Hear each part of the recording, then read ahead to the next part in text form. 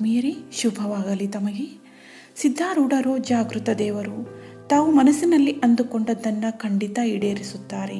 ಆದರೆ ಅದಕ್ಕಾಗಿ ತಮ್ಮಲ್ಲಿ ಶ್ರದ್ಧೆ ಮತ್ತು ಭಕ್ತಿ ಬೇಕಾಗಿದೆ. ಆದ್ದರಿಂದ ಸಿದ್ಧಾರೂಢರ ಈ ಚರಿತ್ರೆಯ ಬಗ್ಗೆ ಈ ಒಂದು ವಿಡಿಯೋದಲ್ಲಿ ಹೇಳುತ್ತಿರುವೆನು.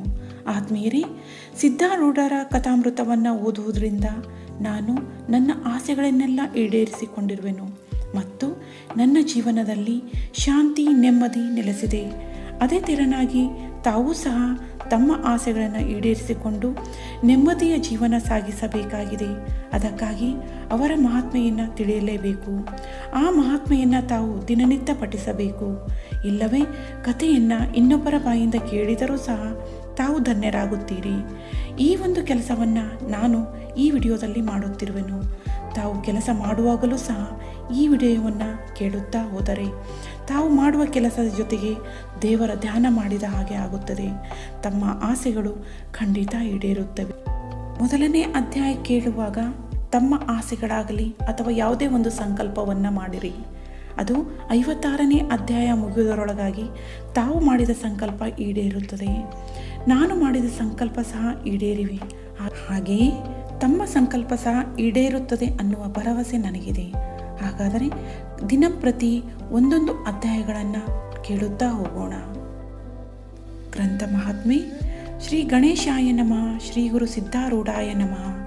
4 ವೇದ, 6 ಶಾಸ್ತ್ರ, 18 ಪುರಾಣ, 28 ದಿವ್ಯ ಆಗಮಗಳ ಸರ್ವಸಾರಭೂತವಾದ ಶ್ರೀ ಸಿದ್ಧಪುರುಷನ ಈ ಪವಿತ್ರವಾದ ಚರಿತ್ರೆಯನ್ನು ನಿತ್ಯವೂ ಶ್ರದ್ಧೆಯಿಂದ ಓದುವ, ಕೇಳುವ, ಪೂಜಿಸುವ ಸರ್ವ ಭಕ್ತರಿಗೆ ಧರ್ಮ, ಅರ್ಥ, ಕಾಮ, ಮೋಕ್ಷಗಳು ಸಿದ್ಧಿಸುವವು.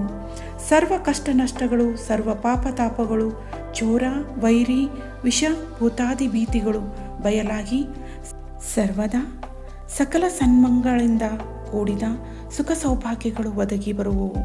ಶ್ರೀ ಸಿದ್ಧ ಸದ್ಗುರುವಿನ ಕೃಪಾಪೂರ್ವಕ ಶ್ರವಣ ಮಾಡುವುದರಿಂದ ಶಾಂತಿ, ದಾಂತಿ, ವಿವೇಕ, ಜ್ಞಾನ, ಸದ್ಭಕ್ತಿಗಳು ಸಂಪ್ರಾಪ್ತವಾಗುವು. ನನ್ನ ಆತ್ಮೀಯರಿಗೆಲ್ಲರಿಗೂ ಶುಭವಾಗಲಿ. ಶ್ರೀ ಸಿದ್ಧಾರೂಢ ಕಥಾಮೃತದ 13ನೇ ಅಧ್ಯಾಯವನ್ನು ಈ ದಿನ ಪಠಿಸೋಣ. ಆತ್ಮೀಯರೇ, ಈಗಾಗಲೇ ನಾನು 1ರಿಂದ 12ರವರೆಗೆ ಶ್ರೀ ಸಿದ್ಧಾರೂಢ ಕಥಾಮೃತದ ವಿಡಿಯೋಗಳನ್ನು ಮಾಡಿದ್ದು, ತಾವುಗಳು ಅವುಗಳನ್ನು ಪ್ರತಿಯೊಂದನ್ನು ನೋಡಿ 1ರಿಂದ 56ರವರೆಗೆ ಈ ಒಂದು ಕಥಾಮೃತದ ಅಧ್ಯಾಯಗಳನ್ನು ಪೂರ್ತಿಗೊಂಡ ನಂತರ ತಮ್ಮ ಆಸೆ ಆಕಾಂಕ್ಷೆಗಳು ಖಂಡಿತ ಈಡೇರುತ್ತವೆ ಅನ್ನುವ ನಂಬಿಕೆ, ಭರವಸೆ ಇದೆ. ಬನ್ನಿ ಪ್ರಾರಂಭಿಸೋಣ 13ನೇ ಅಧ್ಯಾಯವನ್ನು. ಶ್ರೀ ಸಿದ್ಧಾರೂಢ ಭಗವಂತನೇ, ನಿನಗೆ ಜಯ ಜಯಕಾರವಿರಲಿ. ನೀನೇ ಸಮಸ್ತ ಅನಾಥರಂತಾದವರನ್ನು ಪಾಲಿಸುತ್ತಿರುವಿ ಮತ್ತು ನೀನೇ ಮುಮುಕ್ಷುಗಳನ್ನು ಮುಕ್ತಿ ಪಂಥಕ್ಕೆ ಹಚ್ಚಿ ತ್ರಿಜಗತ್ತಿನಲ್ಲಿ ಕೀರ್ತಿಯನ್ನು ಬೆಳೆಸುವಿ. ಸರ್ವಜನರ ಉದ್ಧಾರಾರ್ಥವಾಗಿ ನೀನೇ ಈ ಕಥಾಮೃತವನ್ನು ರಚಿಸಿರುವಿ. ಇದನ್ನು ಪಠಿಸುವವರು ಭಕ್ತಿಯುಕ್ತರಾಗಿ ಕಡೆಗೆ ನಿನ್ನ ಕೃಪೆಯಿಂದ ಮುಕ್ತಿಯನ್ನು ಹೊಂದುವರು. ಹಿಂದಿನ ಅಧ್ಯಾಯದಲ್ಲಿ ಏನು ಕಥೆಯಾಯಿತೆಂದರೆ, ಭೀಮಪ್ಪನು ಸದ್ಗುರುಗಳನ್ನು ಕುರಿತು ಪುತ್ರನನ್ನು ಬೇಡಿದಾಗ ಮಹಾತ್ಮರು ತಾವೇ ಅವರ ಪುತ್ರರಾದರು. ಈ ಭಾವದಿಂದ ಸಿದ್ಧರು ಅವರ ಗೃಹದಲ್ಲಿ ಕ್ರೀಡಿಸುತ್ತಿದ್ದರು.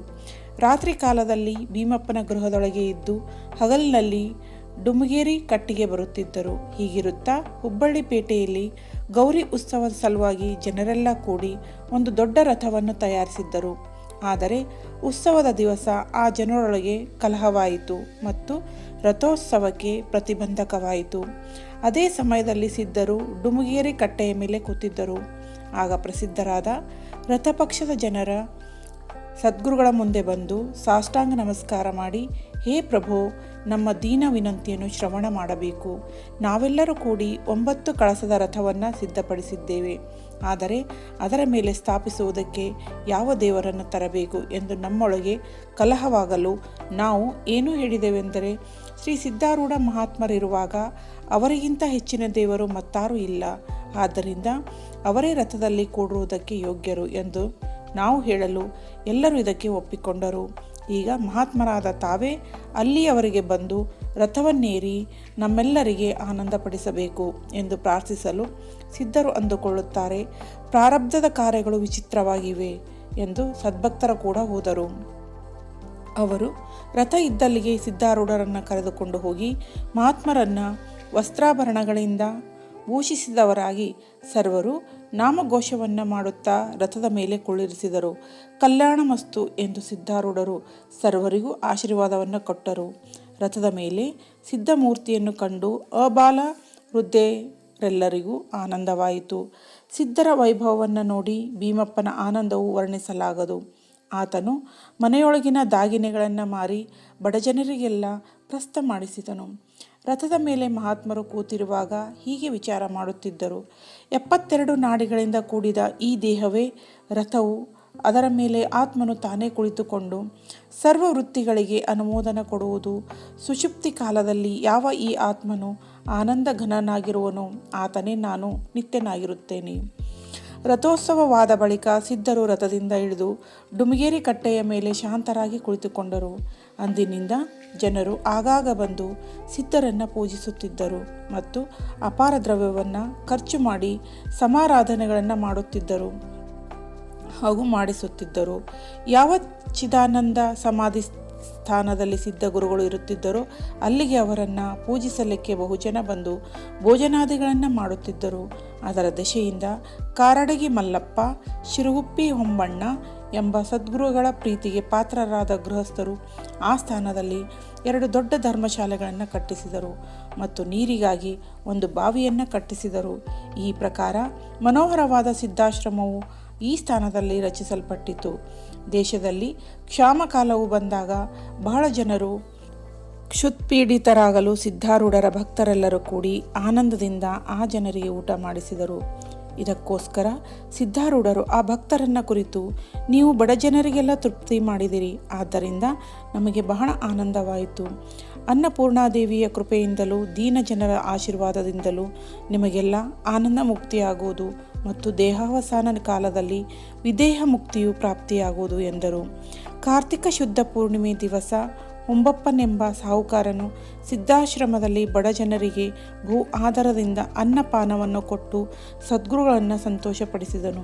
ಆ ದಿನ ಸರ್ವರಿಗೂ ಅಪಾರವಾದ ಆನಂದವಾಯಿತು ಮತ್ತು ಸರ್ವರೂ ಕೂಡಿ ಇದೇ ಪ್ರಕಾರ ಪ್ರತಿ ವರ್ಷವೂ ಪ್ರಸ್ಥ ಮಾಡಿಸಬೇಕೆಂದು ನಿಶ್ಚಯಿಸಿದರು ಮತ್ತು ಆ ದಿನದ ಆನಂದ ಸಂಪೂರ್ಣ ಮಾಡುವುದಕ್ಕೆ ಸದ್ಗುರುಗಳ ರಥೋತ್ಸವ ಮತ್ತು ಮಂಟಪ ಪೂಜಾ ವಿಧಾನ ನಡೆಸಬೇಕೆಂತಲೂ ನಿರ್ಣಯ ಮಾಡಿದರು. ಕೆಲವು ವರ್ಷಗಳವರೆಗೆ ಇದೇ ಪ್ರಕಾರ ನಡೆಸಿದರು. ಆಮೇಲೆ ಭಕ್ತ ಜನರೆಲ್ಲರೂ ಇದೇ ಉತ್ಸವವು ಶಿವರಾತ್ರಿಗೆ ಮಾಡಬೇಕೆಂದು ನಿರ್ಣಯಿಸಿದ ಪ್ರಕಾರ ಅಂದಿನಿಂದ ಶಿವರಾತ್ರಿಯ ಮಹೋತ್ಸವವೇ ಪ್ರಸಿದ್ಧಿಯಾಯಿತು.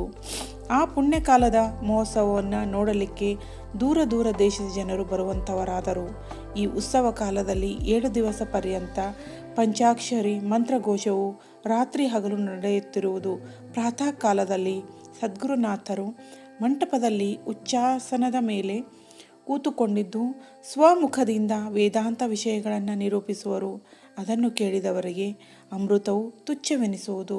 ಅನಂತರ 4 ತಾಸು ಹೊತ್ತು ಬಂದ ಮೇಲೆ ಸರ್ವವರ್ಣದ ಜನರಿಗೆ ವರ್ಣೋಚಿತವಾಗಿ ಭೋಜನ ಸಮಾರಂಭಗಳು ಅಲ್ಲಲ್ಲಿ ನಡೆಯುತ್ತವೆ. ಬಡ ಅನಾಥ ಜನರಿಗೆ ಮುಖ್ಯವಾಗಿ ಕರೆದು ಊಟ ಮಾಡಿಸುತ್ತಾರೆ. ಅಪರಾಹ್ನದಲ್ಲಿ ಕೀರ್ತನ, ಗಾಯನ, ಭಜನ ಮತ್ತು ವೇದಾಂತ ಅಥವಾ ಭಕ್ತಿಪರ ವ್ಯಾಖ್ಯಾನ ಸದ್ಗುರುಗಳ ಸನ್ನಿಧಿಯಲ್ಲಿ ನಡೆಯುತ್ತವೆ. ಈ ಉತ್ಸವ ಕಾಲದಲ್ಲಿ ನಿತ್ಯ ಪ್ರದೋಷ ಕಾಲದಲ್ಲಿ ದಿವ್ಯ ಮಂಟಪದಲ್ಲಿ ಸದ್ಗುರುಗಳನ್ನು ಕುಳ್ಳಿರಿಸಿ ಬಹು ವೈಭವದಿಂದ ಪೂಜೆಯನ್ನು ಮಾಡುತ್ತಾರೆ. ಆ ಸಮಯದಲ್ಲಿ ಲಕ್ಷಾವಧಿ ಜನರ ನಾಮಘೋಷ ಮಾಡಿ ತಮ್ಮ ಅತ್ಯಾನಂದವನ್ನು ಪ್ರದರ್ಶನ ಮಾಡುವರು. ಈ ಪ್ರಕಾರ 7 ದಿನ ಉತ್ಸವ ನಡೆಯುವುದು. ಅಂತ್ಯ ದಿನ ಸದ್ಗುರುಗಳನ್ನು ರಥಾರೋಹಣ ಮಾಡಿಸಿ ಬಹು ಆನಂದದಿಂದ ರಸ್ತೆಯ ಮೇಲೆ ಮೆರೆಯಿಸುತ್ತಾರೆ. ಆ ದಿನದ ಆನಂದವು ಅವರ್ಣೀಯವಾದದ್ದು. ಯಾವಾತನ ಪುಣ್ಯವು ಅಗಣಿತವಾಗಿರುವುದೋ ಆತನಿಗೇನೇ ಈ ಉತ್ಸವ ನೋಡುವ ಭಾಗ್ಯ ದೊರೆಯುವುದು. ಈ ಸಮಯದಲ್ಲಿ ಯಾವಾತನಿಗೆ ಸದ್ಗುರು ದರ್ಶನವಾಗುವುದೋ ಆತನು ಈ ಜನ್ಮದಲ್ಲಿಯೇ ಜೀವನ್ಮುಕ್ತನಾಗುವನು. ಯಾವ ಸಿದ್ಧ ಸದ್ಗುರು ಶಿಷ್ಯನ ವೃತ್ತಾಪಕಾರನಾಗಿಯೂ ಭವಸಿಂಧು ತಾರಕನಾಗಿಯೂ ಜ್ಞಾನಿಯೊಳಗೆ ನಾಯಕನಾಗಿಯೂ ಇರುವನು, ಆತನು ಮುಮುಕ್ಷು ಜನರಿಗೆ ಪ್ರತಿಪಾಲಕನಾಗಿಯೂ ಇರುವನು. ನದಿಯು ಯಾವ ಸ್ಥಾನದಲ್ಲಿ ಉಗಮವಾದರೂ ಸಮುದ್ರವನ್ನು ಹೇಗೆ ಶೋಧಿಸಿಕೊಂಡು ಹೋಗುವುದೋ ಹಾಗೆ ಲೋಕದ ಮುಮುಕ್ಷು ಜನರೆಲ್ಲರೂ ಸಿದ್ಧ ಚರಣಗಳನ್ನು ಹುಡುಕುತ್ತಾ ಬಂದು ಇಲ್ಲಿ ಶಾಂತಿಯನ್ನು ಹೊಂದುವರು. ಈ ಪ್ರಕಾರ ಶ್ರೀ ಅಖಂಡ ಸಚ್ಚಿದಾನಂದ ಸ್ವರೂಪಿಗಳಾದ ಸಿದ್ಧಾರೂಢ ಸದ್ಗುರುನಾಥರು ಸಿದ್ಧಾಶ್ರಮದಲ್ಲಿ ವಿರಾಜಮಾನರಾಗಿರುತ್ತಿದ್ದರು. ಆಗ ಒಬ್ಬ ಬಾಲಕನು ಸಂಸಾರದೊಳಗೆ ಬಹು ದುಃಖದಿಂದ ಪೀಡಿತನಾಗಿ ತನ್ನ ಮನಸ್ಸಿನಲ್ಲಿ ಹೀಗೆ ಅಂದುಕೊಳ್ಳುತ್ತಾನಲ್ಲ, ಈ ನನ್ನ ವೃತ್ತಾಪವನ್ನು ಸದ್ಗುರುನಾಥನ ಹೊರತು ಮತ್ಯಾರು ಪರಿಹರಿಸಲಾರರು ಎಂದು ಸದ್ಗುರುಗಳನ್ನು ಶೋಧನೆ ಮಾಡುತ್ತಾ ಕಟ್ಟಕಡೆಗೆ ಸಿದ್ಧಾರೂಢರ ಕೀರ್ತಿಯನ್ನು ಕೇಳಿ ಈ ಸ್ಥಾನಕ್ಕೆ ಬಂದನು. ದೂರದಿಂದ ಆ ಬಾಲಕನು ಸದ್ಗುರುನಾಥನನ್ನು ನೋಡಿದಾಕ್ಷಣ ಸಾಷ್ಟಾಂಗ ನಮಸ್ಕಾರ ಮಾಡಿ ದೀನಭಾವದಿಂದ ಕೈ ಜೋಡಿಸಿ ಸಮೀಪ ಬಂದು ಸಮ್ಮುಖದಲ್ಲಿ ನಿಂತುಕೊಂಡನು ಮತ್ತು ಅಷ್ಟಭಾವಯುಕ್ತನಾಗಿ, ಹೇ ಪರಶಿವಮೂರ್ತಿಯಾದ ಗುರುರಾಯನೇ, ದೀನನಾದ ನನ್ನ ಮೇಲೆ ದಯಮಾಡು. ಅನಾಯಾಸದಿಂದ ವೃತ್ತಾಪವನ್ನು ಹರಣ ಮಾಡಲಿಕ್ಕೆ ನೀನು ಸಮರ್ಥನಿದ್ದಿ ಎಂದು ಪ್ರಾರ್ಥಿಸಲು ಈತನು ಶುದ್ಧ ಅಧಿಕಾರಿ ಇದ್ದಾನೋ ಇಲ್ಲವೋ ಪರೀಕ್ಷಿಸೋಣ ಎಂದು ಸದ್ಗುರುಗಳು ಉದಾಸೀನ ಮಾಡಿಬಿಟ್ಟರು. ವಿವೇಕಾದಿ ಸಾಧನ ಸಂಪನ್ನನಾದ ಆ ಬಾಲಕನು ತಾನು ಅಧಿಕಾರಿಯಲ್ಲವೆಂದು ಗುರುಗಳು ತನ್ನನ್ನು ನಿರಾಕರಣ ಮಾಡಿದರಂತೆ ತಿಳಿದುಕೊಂಡನು. ಹೇಗೆ ರೂಪ ನೋಡಲಿಕ್ಕೆ ನೇತ್ರ ಕಾರಣವೋ ಹಾಗೆ ಗುರುಕೃಪೆ ಪಡೆಯಲಿಕ್ಕೆ ಗುರು ಸೇವೆಯೇ ಕಾರಣವೆಂದು ತಿಳಿದು ಆ ಬಾಲಕನು ಸದ್ಗುರು ಸೇವೆ ಮಾಡುವುದರಲ್ಲಿ ಪ್ರವರ್ತನಾದನು. ದೇಹದಲ್ಲಿ ಪೂರ್ಣ ನಿರಾಭಿಮಾನನಾಗಿ ಆ ಹುಡುಗನು ಸೇವಾ ಮಾಡುತ್ತಿರುವಾಗ ಗುರುಗಳು ಅವನ ಶ್ರದ್ಧೆಯ ದೃಢತೆ ನೋಡುವುದಕ್ಕೆ ಒಮ್ಮೊಮ್ಮೆ ಅನ್ನ ಸಹ ಆತನಿಗೆ ಕೊಡುತ್ತಿದ್ದಿಲ್ಲ. ಆದರೂ ಆ ಬಾಲಕನು ಪೂರ್ಣ ಸದ್ಭಕ್ತಿಯಿಂದ ಗುರು ಸೇವೆಯಲ್ಲಿ ತತ್ಪರನಿದ್ದನು. ಸಿದ್ಧಗುರುಗಳು ಆತನ ಸ್ಥೈರ್ಯವನ್ನು ನೋಡಿ ಪ್ರೀತಿಯಿಂದ ಆತನಿಗೆ ಕಬೀರನೆಂದು ಹೆಸರು ಕೊಟ್ಟರು. ಒಮ್ಮೆ ಸಿದ್ಧಾರೂಢ ಗುರುಗಳು ಕಬೀರನನ್ನು ಕರೆದು ಕೂಡಲಿಕ್ಕೆ ಹೇಳಲು ಆತನು ಗುರುಚರಣಗಳಲ್ಲಿ ಶಿರವನ್ನಿಟ್ಟು ಎದ್ದು ನಿಂತನು. ಕೈ ಜೋಡಿಸಿಕೊಂಡು ದೈನ್ಯ ಭಾವದಿಂದ ನಿಂತಿರುವ ಕಬೀರದಾಸನನ್ನು ಕಂಡು ಆತನ ದೃಢತೆ ನೋಡೋದಕ್ಕೋಸ್ಕರ ಕೇಳುತ್ತಾರೆ. ಜ್ಞಾನದಿಂದ ಸಾಧ್ಯವಾಗುವ ಮೋಕ್ಷ ಸಂಪಾದನೆಗೆ ವಿವೇಕ ಒಂದೇ ಸಾಕು. ಇದಕ್ಕೆ ಮುಮುಕ್ಷವು ಇತರ ಸಾಧನೆಗಳನ್ನು ಏಕೆ ಮಾಡಬೇಕು? ಅದಕ್ಕೆ ಕಬೀರದಾಸನು ವೈರಾಗ್ಯವಿಲ್ಲದೆ ವಿವೇಕ ನಿಲ್ಲಲಾರದು ಅಂದನು. ಆಗ ಸದ್ಗುರುಗಳು ಇವೆರಡೇ ಸಾಕು ಹೆಚ್ಚಿನ ಸಾಧನಗಳಾಗಲಿಕ್ಕೆ ಎಂದು ಹೇಳಲು ಕಬೀರನು ಶಮಾಧಿ ಸಾಧನಗಳಿಂದ ವೈರಾಗ್ಯವು ಸ್ಥಿರವಾಗುವುದು, ಇಂದ್ರಿಯ ನಿಗ್ರಹದಿಂದ ಮನೋಜಯವು ಸಿದ್ಧಿಸುವುದಾದ್ದರಿಂದ ಶಮೆಗೆ ದಮೆಯ ಸಹಾಯವಾಗಬೇಕಾಗುವುದು. ಹೀಗೆ ಷಟ್ಸಾಧನಗಳು ಒಂದಕ್ಕೊಂದು ಸಹಾಯವಾಗುವುದರಿಂದ ಅವೆಲ್ಲ ಅವಶ್ಯವಿರುವವು ಎಂದು ನುಡಿದನು. ಇದನ್ನು ಕೇಳಿ ಸದ್ಗುರುನಾಥರು ಈತನ ವಾಣಿಗೆ ತಕ್ಕ ಭಾವ ಇದೆಯೋ ನೋಡೋಣ ಅಂದುಕೊಂಡು, ಎಲೈ ಸುಜ್ಞಾನಿಯೇ ಕೇಳು, ಈ ಸಾಧನಗಳಿಂದ ಜೀವನಿಗೆ ಮರಣವೇ ಆಗುವುದು. ಇವನ್ನು ನೀನು ಸರ್ವಥಾ ಬಿಟ್ಟುಬಿಡು. ನಿನ್ನ ಸುಖದೆಶೆಯಿಂದ ನಾನು ಹೇಳುವೆನು ಕೇಳು. ಯಾಮಳ ಶಾಸ್ತ್ರದಲ್ಲಿ ವಶ್ಯಾಕರ್ಷಣಾದಿ ವಿಶೇಷ ಸಿದ್ಧಿಗಳು ಹೇಳಿರುತ್ತವೆ. ನೀನು ನನ್ನ ಪ್ರಿಯ ಶಿಷ್ಯನೆಂದು ನಾನು ಅವನ್ನು ನಿನಗೆ ಮಾತ್ರ ಹೇಳುವೆನು. ಈ ಸಿದ್ಧಿಗಳನ್ನು ನೀನು ಸಾಧಿಸಿದೆಯೆಂದರೆ ನಿನಗೆ ಶಾಂತಿ ಉಂಟಾಗುವುದು ಮತ್ತು ನಿನ್ನ ಜೀವಿಕಾವೃತ್ತಿಯು ನಡೆದೀತು ಎಂದು ಸದ್ಗುರು ಭಾಷಣವನ್ನು ಕೇಳಿ ಕಬೀರದಾಸನು, ಹೇ ಗುರುರಾಯರೇ, ನೀವು ಹೇಳಿದ ಈ ಸಾಧನಗಳು ಇಹದಲ್ಲೆಷ್ಟೇ ಅಲ್ಪ ಸುಖವನ್ನು ಕೊಟ್ಟು ಮುಂದೆ ನರಕಕ್ಕೆ ಒಯ್ಯುವಾಗುತ್ತವೆ ಎಂದು ಇವು ನನಗೆ ತ್ಯಾಜ್ಯವಾಗಿರುತ್ತವೆ ಎನ್ನಲು ಸದ್ಗುರುಗಳು, ಹಾಗಾದರೆ ನಿನಗೆ ಪರರಲ್ಲಿ ಸುಖ ಬೇಕಾಗಿದ್ದರೆ ಪ್ರತೀಕ ಸಮಗ್ರಾದಿ ಉಪಾಸನೆಗಳನ್ನು ಮಾಡು ಅಥವಾ ಯೋಗವನ್ನು ಸಾಧಿಸು. ಇವುಗಳಿಂದ ಮುಂದೆ ಉತ್ತಮ ಲೋಕಗಳು ಪ್ರಾಪ್ತವಾಗುವು ಅಂದರು. ಅದಕ್ಕೆ ಕಬೀರನು, ಗುರುವರ್ಯರೇ ಕೇಳಿರಿ. ಕರ್ಮಕ್ಷಯವಾದ ಕೂಡಲೇ ಈ ಲೋಕಗಳಿಂದ ಜೀವನು ಪತನಾಗುವನು. ಆದ್ದರಿಂದ ಆ ಉಪಾಯಗಳು ನನಗೆ ಬೇಡ ಎನ್ನಲು ಸದ್ಗುರುಗಳು, ಕೇಳೈ ಪ್ರಿಯ ಶಿಷ್ಯನೇ, ಸರ್ವ ಪ್ರಾಣಿಗಳಿಗೆ ಇಹದಲ್ಲಿ ಸುಖ ಸಾಧನಗಳಾದ ವಿಷಯಗಳನ್ನು ಸಾಧಿಸು, ವ್ಯರ್ಥ ಯಾಕೆ ಒದ್ದಾಡಿವಿ ಅಂದರು. ಅದಕ್ಕೆ ಕಬೀರನು, ಶ್ರುತಿ ಹೀಗೆ ಹೇಳುತ್ತದಲ್ಲ, ಕರ್ಮ, ಪ್ರಜಾ ಅಥವಾ ಧನ ಇವ್ಯಾವೂ ಅಮೃತತ್ವವನ್ನು ಹೊಂದಲಿಕ್ಕೆ ಸಾಧನಗಳಾಗುವುದಿಲ್ಲ.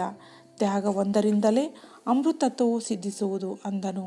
ಆಗ ಸದ್ಗುರುರಾಜರು, ಈತನು ಯೋಗ ಜ್ಞಾನಾಧಿಕಾರಿ ಇರುವನು, ಬಹಿರಂತರ ಕರ್ಮಗಳನ್ನು ತ್ಯಜಿಸಿ ಇಲ್ಲಿಗೆ ಬಂದಿರುವನು ಎಂದು ಚಿಂತಿಸಿ ಕಬೀರದಾಸನನ್ನು ಕುರಿತು, ಪ್ರಿಯ ಶಿಷ್ಯನೇ, ನಿನ್ನ ಮನೋಗತವು ಏನಿದೆ ಎಂದು ತಿಳಿಸು ಅಂದರು.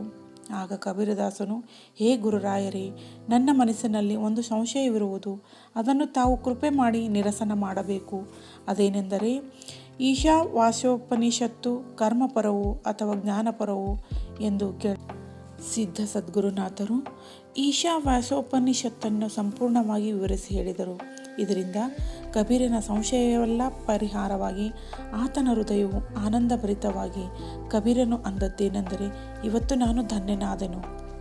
ನನ್ನದು ಬಹುಪೂರ್ವ ಪುಣ್ಯವಿತ್ತೆಂದು ನನಗೆ ಸದ್ಗುರು ದರ್ಶನವಾಗಿ ಮನಸ್ಸಿನ ಸಂಶಯಗಳೆಲ್ಲ ಪರಿಹಾರವಾದವು ಮತ್ತು ಪೂರ್ಣ ಜ್ಞಾನ ಸಂಪಾದನೆ ಮಾಡಿಕೊಂಡೆನು. ಈಗ ಗುರುದಕ್ಷಿಣೆ ಕೊಡುವುದಾದೆಂದರೆ ನಿಮ್ಮ ಚರಿತ್ರವನ್ನು ವರ್ಣಿಸುವೆನು. ಅದನ್ನು ಶ್ರವಣ ಮಾಡುವುದರಿಂದ ಜನರೆಲ್ಲ ಉದ್ಧಾರವಾಗುವರು. ಇದನ್ನು ಕುರಿತು ತಮ್ಮ ಆಜ್ಞೆಯಾಗಬೇಕೆಂದು ಪ್ರಾರ್ಥಿಸಿದನು.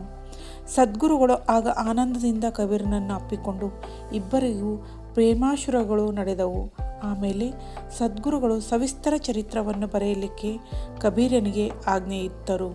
ಸದ್ಗುರುಗಳ ಅತಿ ಪ್ರಿಯ ಶಿಷ್ಯರಾದ ಕಬೀರದಾಸರು ಈ ಪೂರ್ವಾರ್ಧ ಗ್ರಂಥವನ್ನು ಕನ್ನಡ ಭಾಷೆಯಲ್ಲಿ ರಚಿಸಿದರು. ಅದೇ ಚರಿತ್ರವು ಆ ಸದ್ಗುರುಗಳ ಆಜ್ಞೆಯನ್ನು ಪಡೆದುಕೊಂಡು ಉತ್ತರಾರ್ಧ ಚರಿತ್ರಕ್ಕೆ ಜೋಡಿಸುವ ಉದ್ದೇಶವಾಗಿ ಇಲ್ಲಿ ಪುನಃ ಬರೆಯಲ್ಪಟ್ಟಿದೆ. ಇದನ್ನು ಬರೆಯುವವನು ಆ ಸದ್ಗುರುನಾಥನೇ ಹೊರತು ಅಜ್ಞನಾಗಿಯೂ ಮಂದಮತಿಯಾಗಿಯೂ ಇರುವ ನನ್ನಿಂದ ಏನಾದೀತು, ನನ್ನನ್ನು ನಿಮಿತ್ತ ಮಾತ್ರ ಮಾಡಿರುವನು. ಇಲ್ಲಿಗೆ ಪೂರ್ವಾರ್ಧ ಸಮಾಪ್ತವಾಯಿತು. ಇದು ಪೂರ್ಣ ಜ್ಞಾನಭರಿತವಾಗಿರುವುದರಿಂದ ಇದರ ಶ್ರವಣ ಮಾತ್ರದಿಂದ ಮುಮುಕ್ಷಿಗಳಿಗೆ ಜ್ಞಾನ ಸಿದ್ಧಿಸುವುದು ಎಂದು ಸದ್ಗುರುಗಳು ಈ ಗ್ರಂಥಕ್ಕೆ ವರಪ್ರದಾನ ಕೊಟ್ಟಿರುವರು. ಮುಂದೆ ಸುರಸವಾದ ಉತ್ತರಾರ್ಧ ಗ್ರಂಥವು ಆರಂಭವಾಗುವುದು. ಅದರೊಳಗೆ ಸದ್ಗುರುನಾಥನ ವಿಶೇಷವಾದ ಮಹಿಮೆಯು ವರ್ಣಿಸಲ್ಪಟ್ಟಿರುತ್ತದೆ ಎಂಬಲ್ಲಿಗೆ ಶ್ರೀ ಸಿದ್ಧಾರೂಢ ಕಥಾಮೃತದ ಶ್ರವಣ ಮಾತ್ರದಿಂದ ಸರ್ವ ಪಾಪಗಳನ್ನೆಲ್ಲ ಭಸ್ಮ ಮಾಡುವಂಥ ಈ ತ್ರಯೋದಶಾಧ್ಯಾಯವನ್ನು ಶಿವದಾಸನು ಶ್ರೀ ಸಿದ್ಧಾರೂಢ ಸದ್ಗುರುಗಳ ಚರಣಾರವಿಂದಗಳಲ್ಲಿ ಅರ್ಪಿಸಿರುವನು. ಆತ್ಮೀಯರೇ, ಶ್ರೀ ಸಿದ್ಧಾರೂಢ ಕಥಾಮೃತದ 13ನೇ ಅಧ್ಯಾಯವು ಪೂರ್ಣಗೊಂಡಿತು. ಆತ್ಮೀಯರೇ, ಇವುಗಳನ್ನು ಕೇಳುವುದರಿಂದಾಗಲಿ ಅಥವಾ ಈ ಒಂದು ಸಿದ್ಧಾರೂಢ ಕಥಾಮೃತದ ಅಧ್ಯಾಯಗಳನ್ನು ಪಠಿಸುವುದರಿಂದಾಗಲಿ ತಮ್ಮ ಅಭಿಲಾಷೆಗಳು ಖಂಡಿತ ಪೂರ್ಣಗೊಳ್ಳುತ್ತವೆ ಅನ್ನುವುದು ನನ್ನ ಭರವಸೆಯಾಗಿದೆ. ಆತ್ಮೀಯರೇ, ಈಗಾಗಲೇ ನಾನು 12 ವಿಡಿಯೋಗಳನ್ನು ಶ್ರೀ ಸಿದ್ಧಾರೂಢ ಕಥಾಮೃತದ 12 ಅಧ್ಯಾಯಗಳನ್ನು ಒಳಗೊಂಡಂಥ ಪ್ರತಿಯೊಂದು ಅಧ್ಯಾಯದ ವಿಡಿಯೋಗಳನ್ನು ಈಗಾಗಲೇ ಅಪ್ಲೋಡ್ ಮಾಡಿದ್ದೇನೆ. ತಾವುಗಳು ಅದನ್ನು ನೋಡುತ್ತಿರುವುದು, ಕೇಳುತ್ತಿರುವುದನ್ನು ಕಂಡು ನನಗೆ ಬಹಳಷ್ಟು ಸಂತೋಷವಾಗಿದೆ. ಆತ್ಮೀಯರೇ, ಕೆಲವೊಬ್ಬರು ನನಗೆ ಮೆಸೇಜ್ ಮಾಡುತ್ತಿರುವಿರಿ, ಆ ವಿಡಿಯೋಗಳನ್ನು ಕಳಿಸಿ, 12ನೇ ವಿಡಿಯೋಗಳನ್ನು ಕಳಿಸಿ ಎಂದು. ಆತ್ಮೀಯರೇ, ಈ ಒಂದು ಚಾನಲ್ಗೆ ನೀವು ಸಬ್ಸ್ಕ್ರೈಬ್ ಆದರಿ ಅಂತಂದರೆ ನಾನು ವಿಡಿಯೋವನ್ನು ಅಪ್ಲೋಡ್ ಮಾಡಿದ ತಕ್ಷಣ ನಿಮಗೆ ಒಂದು ನೋಟಿಫಿಕೇಷನ್ ಬರುತ್ತೆ. ಅದನ್ನು ನೀವೇ ನೇರವಾಗಿ ಆ ವಿಡಿಯೋವನ್ನು ನೋಡಬಹುದು. ಆದ್ದರಿಂದ ಈ ಒಂದು ಚಾನಲ್ಗೆ ಸಬ್ಸ್ಕ್ರೈಬ್ ಮಾಡಿ, ಬೆಲ್ ಐಕಾನ್ ಮೇಲೆ ಕ್ಲಿಕ್ ಮಾಡಿ. ಶ್ರೀ ಸಿದ್ಧಾರೂಢರು ತಮ್ಮ ಆಸೆ ಆಕಾಂಕ್ಷೆಗಳನ್ನೆಲ್ಲ ಈಡೇರಿಸಿ ಸುಖ ನೆಮ್ಮದಿಯನ್ನು ತಮ್ಮ ಜೀವನದಲ್ಲಿ ನೀಡಲಿ ಎಂದು ನಾನು ಅವರಲ್ಲಿ ಪ್ರಾರ್ಥಿಸುತ್ತಿದ್ದೇನೆ. ಧನ್ಯವಾದಗಳು.